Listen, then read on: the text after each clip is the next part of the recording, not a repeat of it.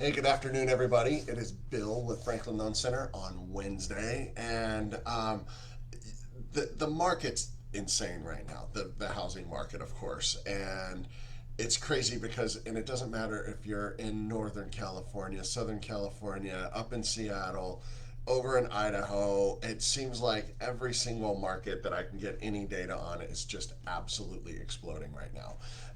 And now, of course, there's the steady stream of people that are like, it's a bubble, it's going to crash, it's a terrible time to buy, everything else. And so it's like, okay, well, let's look at some real numbers and try and figure that out. So here's the thing: we might be in a bubble right now. I don't know that, right? I mean, it's really hard to tell where things are going to go from here. None of us really knows. What I will say is there is a very strong argument for this continuing for at least another couple years. And we can talk more about those details in another video. But what I wanted to talk about is I just thought, let's just do a simple rent versus buy scenario.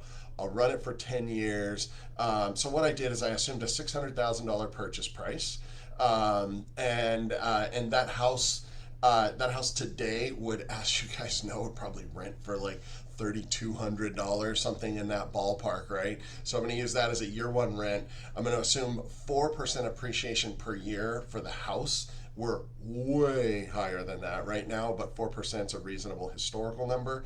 And then I'm going to use actually a 3% increase for rents, which is also very low right now. I mean, the numbers are much higher, but again, I'll just stick with sort of a historical number. So over 10 years, so rents are going to continue to go up every year.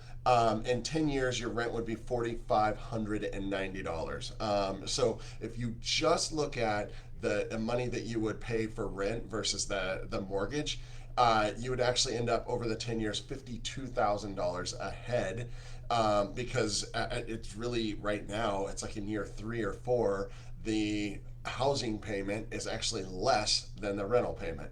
So don't ignore that, right? And by the way, the rental market's out of control too. Almost the one single thing harder than actually finding a house to buy is finding one to rent, which is crazy, but it is what it is.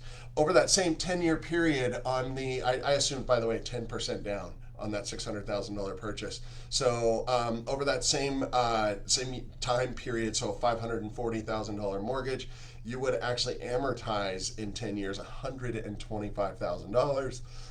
That's also, so now you're about $175,000 ahead of renting.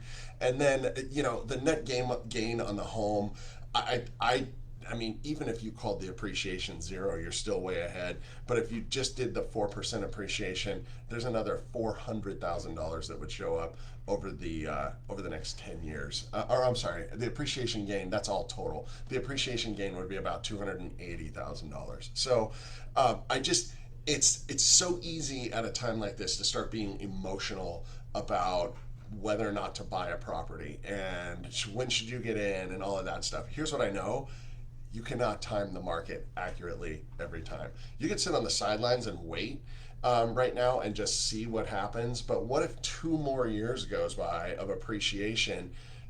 I mean, at this point, if we had 2 more years of appreciation like we've seen the last year and a half, you're going to have seen 30% appreciation, something in that ballpark. So prices would have to come back 30% to even get back to where we were just 1 year ago, right? So kind of got to keep some of this stuff in mind. I mean, so be really clear. There's an emotional side of me on this as well, which feels like, oh my gosh, like, is now the right time? But if you have a long-term perspective and you have you just have the time to write it out, most definitely see what you can do to get yourself in the market. You've got to buy, so you got to live somewhere. You're going to pay to do it. And when you've got a rent versus buy scenario like this, it's just crazy to just continue renting and just chucking money in the trash can. So there's my 2 cents. I'd love to hear comments on this, and hear the other side. Feel free to like, share, comment, all that good stuff. And I will see you all next week.